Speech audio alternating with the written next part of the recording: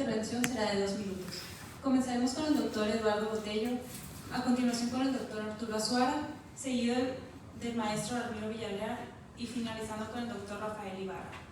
Así pues, sin más preámbulo, comenzaremos el panel con la siguiente pregunta. ¿Qué retos se presenta la inteligencia artificial al sistema jurídico actual y a la enseñanza del derecho? Bueno, sin duda la inteligencia artificial es un tema que pues, ha estado muy de moda en los últimos tiempos, con mucha fuerza en los últimos meses, y el reto para los abogados creo que es mayor. Hay un estudio que recientemente publicó Goldman Sachs que dice que el 44% del trabajo que realizan los abogados puede ser realizado por un sistema de inteligencia artificial. Eso significa revisión de documentos, preparación de investigación, análisis para preparaciones para litigios, preparación con la compra de un negocio, para un financiamiento. Hay mucho trabajo que muy pronto puede ser sustituido por la inteligencia artificial.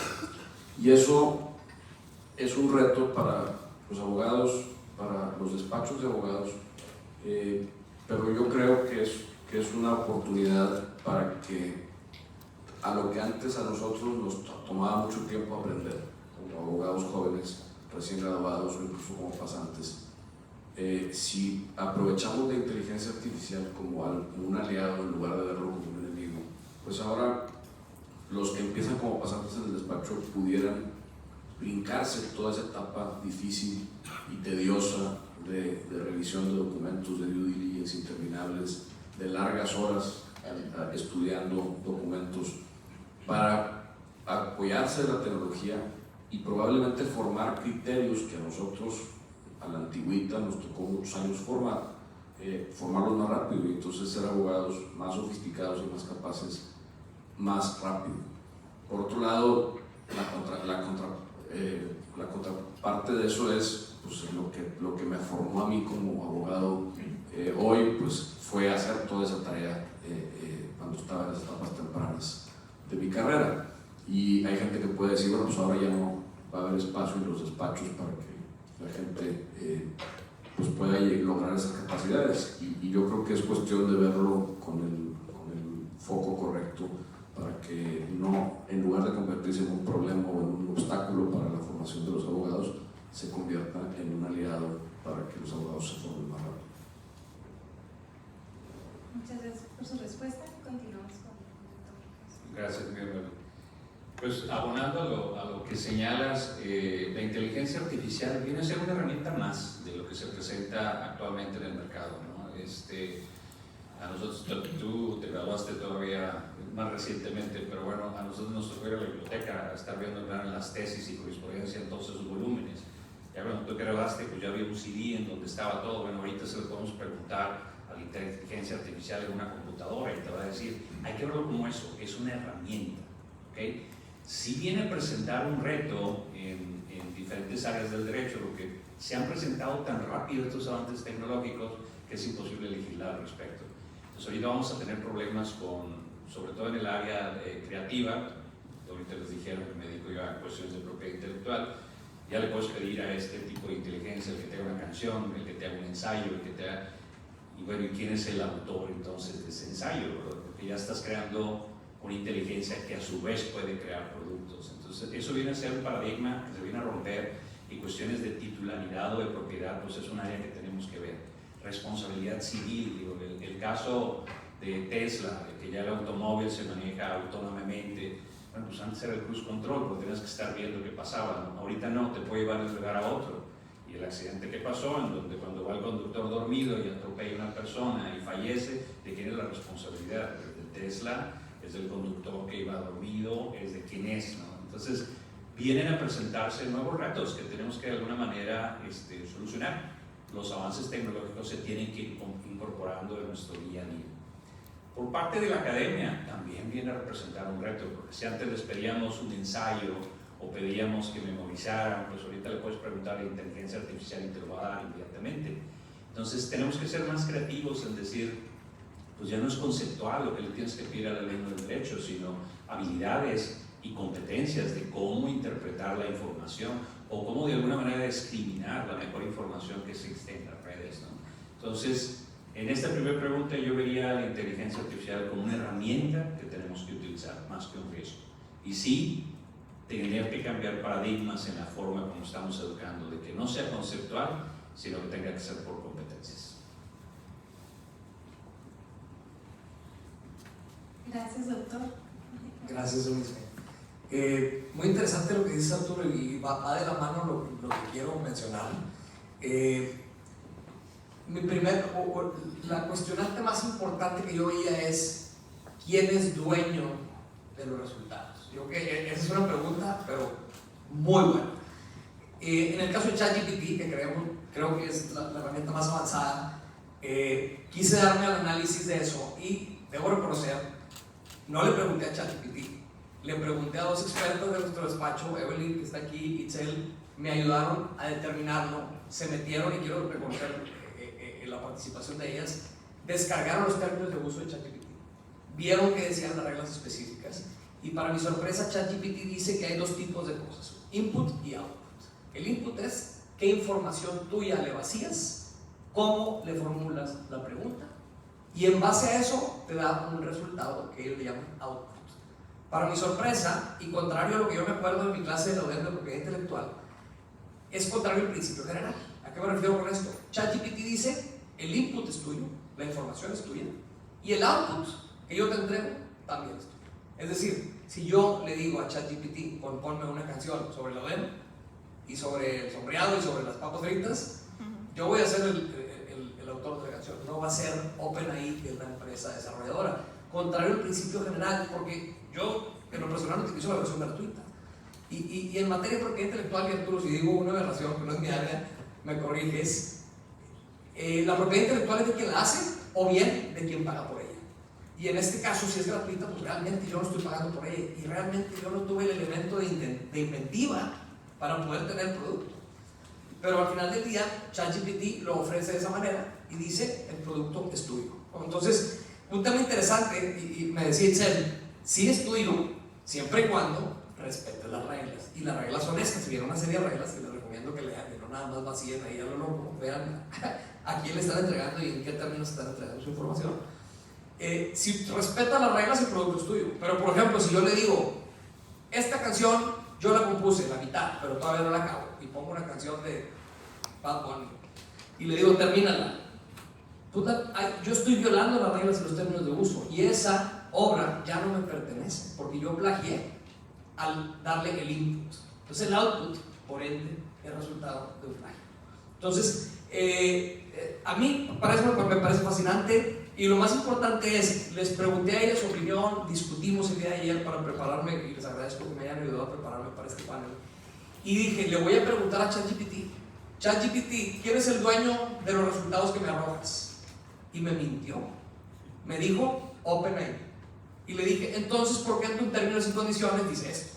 Y le cité textualmente sus términos y condiciones, dice, discúlpame, me equivoqué.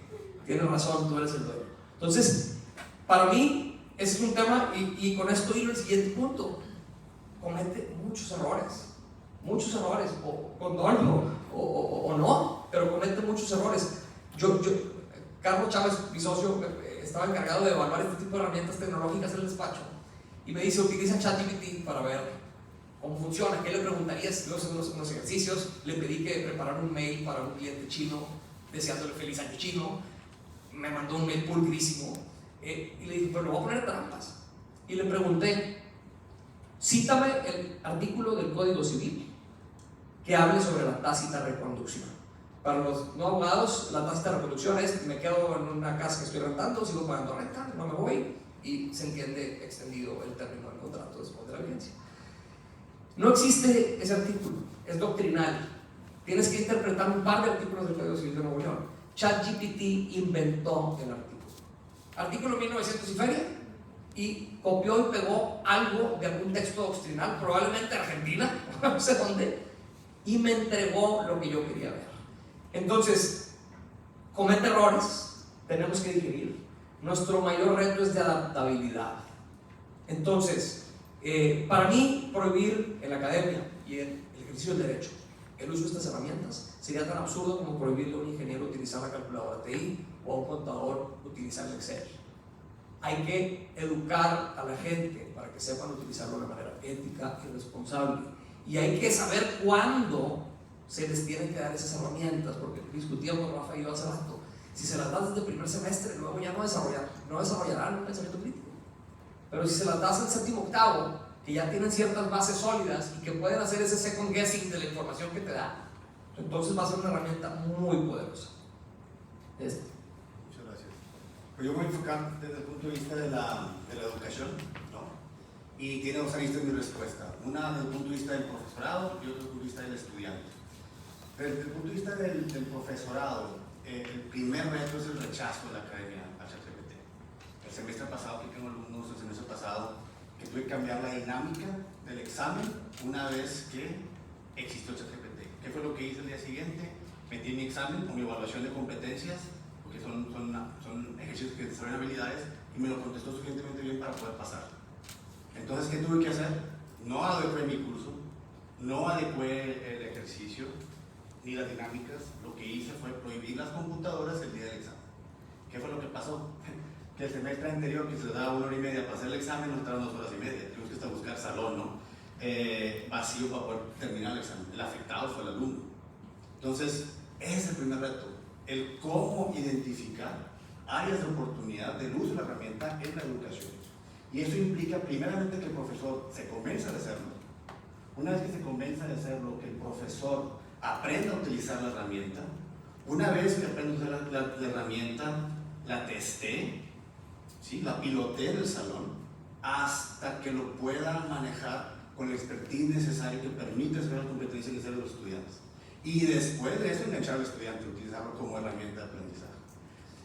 Ese es el reto desde el punto de vista educativo. Desde el punto de vista del alumno, le pediría si pueden poner un meme, por favor, que traje.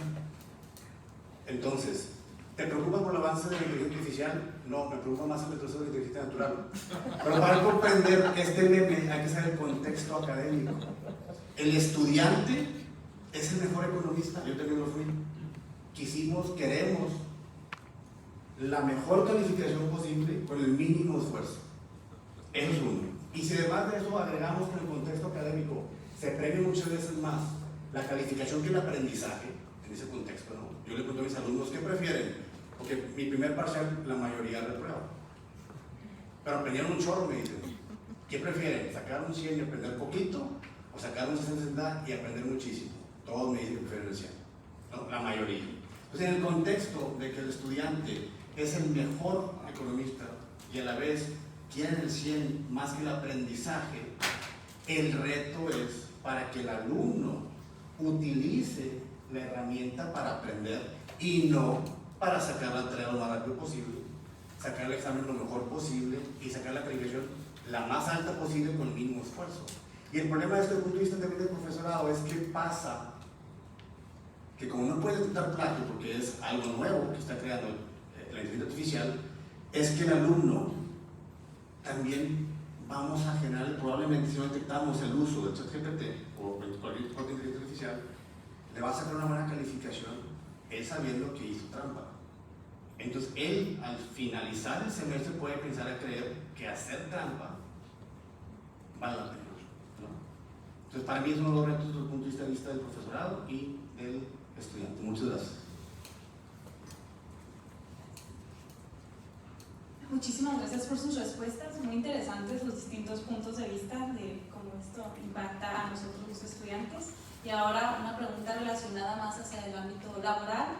¿Cómo abordarías las preocupaciones de que la inteligencia artificial sustituirá eventualmente a los jueces y abogados? ¿Podría una inteligencia artificial analizar un caso con perspectiva humanista y juzgarlo?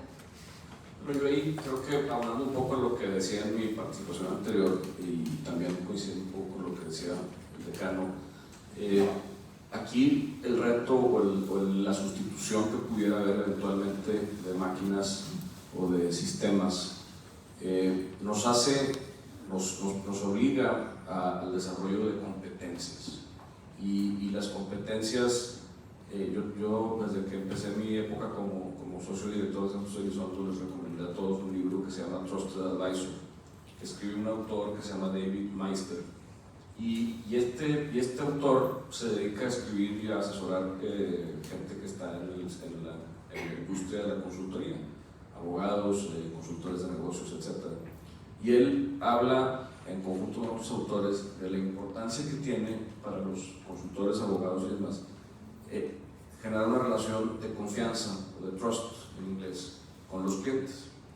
Y esa relación de trust con los clientes se desarrolla en base a entender las necesidades del cliente, en base a resolver los problemas en lugar de plantear, pone ahí ejemplos, el típico despacho que presenta todas sus áreas de práctica y presume que tiene muchísimos abogados y que tienen oficinas, y al cliente lo que le interesa es que le resuelvas un problema y que lo asesores y lo aconsejes a veces mucho más allá de lo que dice la letra de la ley o lo que tiene derecho u obligación de hacer en base a un contrato. Lo que están buscando es asesoría personalizada. Y entonces, ¿cómo cambia el ejercicio del derecho? ¿Cómo puede reemplazar el sistema alguna vez a las personas? Como decía Arturo también, y creo que es bien importante, simplemente una herramienta para generar esa relación de confianza, ese trusted advisor relationship, como dice el libro, de una forma más rápida, de una forma más eficiente. Pero yo veo que también en un mercado en donde la gente busca la honestidad, donde la gente busca la transparencia del abogado, donde hay desafortunadamente abogados que ven más por sus intereses que por los intereses del cliente, pues eso sigue siendo un elemento humano, y el elemento humano pues va a seguir, y he leído muchos artículos que dicen que las preocupaciones excesivas sobre la inteligencia artificial no están fundadas, no están debidamente razonadas, porque el crecimiento de la inteligencia artificial depende 100% del acto, de la acción de los humanos, y el humano sigue teniendo el control y va a seguir teniendo el control de hasta dónde llega la inteligencia artificial. Y entonces reemplazar, pues podrá reemplazar algunas tareas, pero la tarea de la relación entre personas, pues yo veo complicado que la reemplacen, porque pues simplemente no son personas y interactúan con personas. Y creo que pues más bien lo que hay que hacer es desarrollar esas competencias, esa capacidad para desarrollar relaciones de confianza, que nos hagan esa conexión con los clientes, que es lo que los clientes al final valoran. Son preguntas muy profundas que en 2 minutos vamos a ver qué podemos hacer. Los seres humanos somos sociales por naturaleza. Lo dije yo, lo dijo Aristóteles desde un principio. ¿Cómo entré a trabajar yo a gobierno? Estábamos en una entrevista de trabajo y la mesa que teníamos ahí se tambaleaba. Entonces, mientras yo estaba platicando la entrevista, agarré una servilleta, la puse y vi que ya no se movió, y antes de terminar la entrevista me dijo: contratado. Y yo: ¿por qué? Dijo: porque los seres humanos no debemos ser animales, nos tenemos que oler, nos tenemos que ver para sentir cómo somos, y yo tengo buena vibra contigo, vente. Dije: caray, y ahorita dice inteligencia artificial. Si la pandemia nos vino a decir algo, es que a todos nos afectó el encierro, que a todos nos afectó de alguna manera o algo. Los seres humanos tenemos sentimientos, somos sensibles, las leyes son frías. Entonces, si me dices que la inteligencia artificial va a sustituir al ser humano, yo creo que no. A lo mejor en materia, en actividades rutinarias puede ser que nos ayude y nos beneficie. Hace 5 años nos tocó ir a Stanford y habían desarrollado 2 alumnos de Stanford, de Derecho y uno de Sistemas. Se habían puesto a analizar un juez y cargaron todas las sentencias que el juez había dado y tenían identificadas qué palabras le gustaban al juez. Si lo acomodabas de cierta forma te daba la razón, si le decías otras, lo más seguro es de que no te daba. Pero imagínate eso, que ahora la inteligencia artificial lo puede estar haciendo. El juez es cambiante. El juez hoy se va a amanecer de buenas o va a amanecer de malas, o la situación que vivimos, regreso a la pandemia, va a cambiar la forma como te sientes y la forma como estás decidiendo. Entonces yo creo que no. A lo mejor actividades rutinarias sí nos puede venir a ayudar, en el fondo no. Pensando en los 2 sistemas jurídicos que tenemos, el francés, que es codificado, podría ser un poco más posible que dijera, pues el que mata a una persona es igual a homicidio, lo mató, sí, homicidio, ya decidió. Pero aún en este tipo de sistemas que son codificados, tenemos atenuantes, que estaba pensando, que estaba sintiendo, cuáles eran las condiciones, y eso no te lo va a poder dar la inteligencia artificial. Tiene que ser caso por caso. Y si nos vamos al sistema inglés, que es casuístico, en donde estás pensando en poner un jurado para que no sea nada más el juez el que decida, o aquí en México, que ya nada más es un juez, estamos enfocando que sea tripartito y sean 3, ¿Sustituiré eso por la inteligencia artificial? Lo veo difícil. Herramienta sí, sustitución no.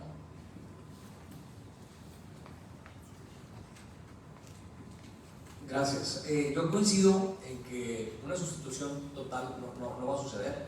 Se nos van a reducir tareas y probablemente muchas de las que no nos encantaba hacer. Pero tenemos un reto. Y no me voy a meter a la academia porque ya tengo un par de años que no estoy dando clases, pero sí voy a hablar desde la perspectiva de un despacho de abogados. En este momento, las tareas básicas que le damos a los estudiantes los hacen crecer muchísimo. Yo les pongo un ejemplo. Yo soy abogado inmobiliario, me toca representar empresas de muchas partes del mundo y muchas veces estamos negociando contratos de arrendamiento complejos para que monten sus naves ahí y demás. Esos arrendamientos, si tú estás negociando entre un parque industrial mexicano y un chino, pues tiene doble columna, inglés y español, para poder facilitar la comunicación. Y siempre hay una cláusula típica de esos contratos que se llama lenguaje prevaleciente. Es decir, si hay una contrariedad entre los dos lenguajes, uno tiene que prevalecer. ¿Cuál va a ser? Generalmente es el español, porque un asunto de arrendamiento se litigaría aquí en México y es conveniente que sea en español. Entonces, cuando estoy negociando este tipo de contratos y tengo el tiempo suficiente, lo que hago normalmente es modificar la versión de inglés, porque para mí es más sencillo traducir del inglés al español. Modifico la versión de inglés y rapidísimo saco la traducción en español y punto. Si traigo demasiada prisa, trabajo solo sobre la versión de español y le pido a alguno de los estudiantes, replícamela al inglés. Y yo te voy a revisar tu trabajo para ver si la traducción está hecha de manera correcta y si el inglés real lo utilizaste de manera correcta. Ese tipo de trabajos, que probablemente se los vamos a pedir a ChatGPT y ahorita les platico, porque le vamos a hacer un daño a los estudiantes, porque ellos no van a estar desarrollando la terminología jurídica en inglés, que es un valor agregado que le dan los despachos como el nuestro. Y en este caso, a raíz de esta plática, estoy utilizando bastante más de herramienta. Y dijo, voy a hacerlo a la inversa. Voy a redactar los cambios del contrato de arrendamiento en español y luego le voy a pedir a ChatGPT que me los traduzca y voy a ver cómo interactúo con ChatGPT como traductor. Y hay una abismal diferencia entre Google Translate y ChatGPT. Y es que Google Translate te va a dar lo que siempre te va a dar, pero ChatGPT aprende.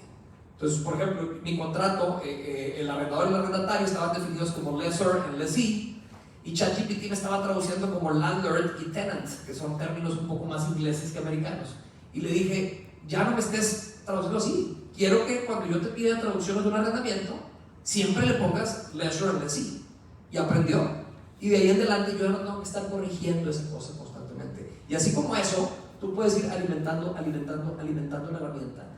Y las labores más básicas van a ser las más prescindibles. Entonces, la tarea que tenemos nosotros como abogados para la formación de las nuevas generaciones es no prescindir del todo de esas tareas, porque si no, no cumplimos con el objetivo de ir formando a las nuevas generaciones.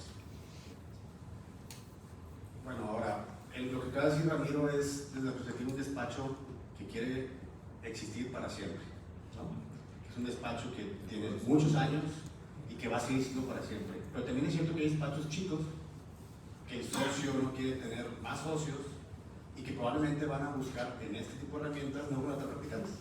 También existe ese riesgo, ¿no? Porque hay ciertas tareas que sí se pueden automatizar. La pregunta es ¿cómo abordarías las preocupaciones de que puedes sustituir eventualmente? Es un hecho que no va a sustituir al abogado en su totalidad, pero sí puede llegar a sustituir ciertas tareas. Y va a haber ciertos despachos que sí van a querer ahorrarse practicantes y sí van a sustituirlos a través de ChatGPT. Claro, cuando ChatGPT apenas tiene meses, cuando tenga 5 o 6 años, va a ser un monstruo de lo que ya es ahorita. Entonces sí existe esa posibilidad. Entonces la manera es cómo, si yo fuera estudiante hoy en día, es cómo abordar esa posibilidad de que yo no pueda encontrar un futuro trabajo, porque a lo mejor lo que ya hago se puede automatizar. Primeramente hay que ser unos fregones en ciertas áreas del derecho, ¿sí? Porque a fin de cuentas el ChatGPT te arroja información. Tú tienes que poder tener la capacidad de analizar la información, ¿sí? Es lo primero. Pero lo otro es que también es cierto que hay muchos factores humanos que el ChatGPT no puede establecer qué hacer, ¿no? Aquí tenemos a Ramiro, lo tengo en Facebook, entonces veo su vida social, están nuestros clusters, nuestras asociaciones. Eso no lo puede ChatGPT, ¿sí? El aprender a vender oye, fíjate que di feria de más y por eso generé desconfianza y ya no me contrataron. Eso lo tienes que aprender, equivocándote. El cómo tratar, cómo caerle bien al cliente, aunque te cae mal a ti, probablemente, ¿no? O sea, hay muchas cuestiones humanas que nunca va a poder ser sustituido por un robot. Entonces, ¿qué haría yo? ¿Cómo poner esa preocupación desde el punto de vista del estudiante? ¿No? Aparte de ser un fregón en ciertas áreas del derecho, es dedicarme a desarrollar esas competencias. Si hablamos específicamente de unas competencias transversales de la UDEM, tenemos por ejemplo la humanística social y cívica, tenemos diálogo transformacional, otra la socioemocionalidad. Entonces, yo me buscaría es qué competencias transversales tenemos en la Universidad de Monterrey y voy a empezar a trabajar sobre ellas, porque si yo tengo estas competencias, a mí nunca me van a sustituir en ninguno de los trabajos.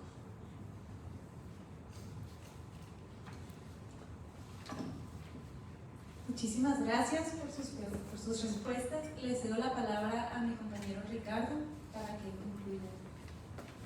Gracias. Agradecemos enormemente la participación de los panelistas, así como su presencia en este evento. Sin duda, este es un tema muy interesante que dará mucho de qué hablar. Las palabras que nos compartieron el día de hoy nos invitan a afrontar los retos que supone la inteligencia artificial, siempre en beneficio de la sociedad. De igual forma, muchas gracias a todos y todas nuestros invitados por haber asistido el día de hoy.